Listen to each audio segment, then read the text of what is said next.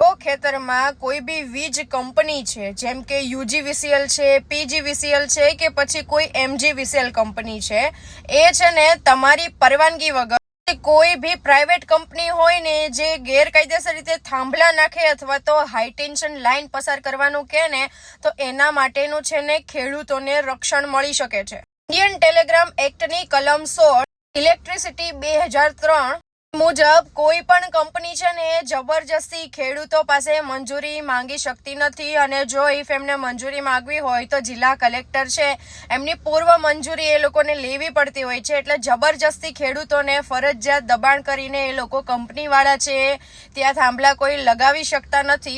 તમને ખબર ના હોય કે ભાઈ અહીંયા કામ શરૂ થઈ ગયું છે તો તાત્કાલિક એ કામ રોકાઈને એ છે ને ઓબ્જેક્શન લેટર છે કંપનીને ફરજિયાત મોકલી દેજો.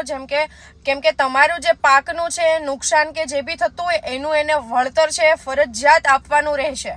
તમારો પાક નુકસાનીમાં થયો હોય તો તલાટી પાસે જઈને તમારા જે જમીનનું છે પંચનામું કરાવી દો.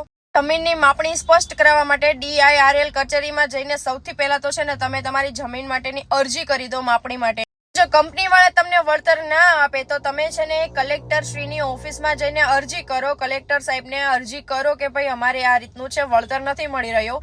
એના માટે તમને છે ને એ લોકો સામે રિવર્ટ આપશે એટલે તમારું કામ થઈ જશે.